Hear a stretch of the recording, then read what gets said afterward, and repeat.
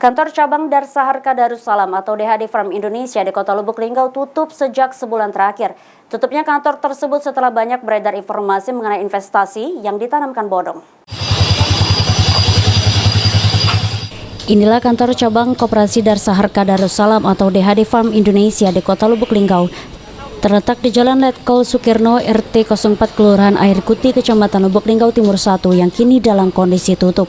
Pantauan di lokasi kantor cabang Lubuk Linggau DHD Farm Indonesia ini mengontrak sebuah ruko dengan cat berwarna krem. Terlihat digembok tidak ada aktivitas apapun semenjak informasi penipuan lele koperasi lele organik ini mencuat.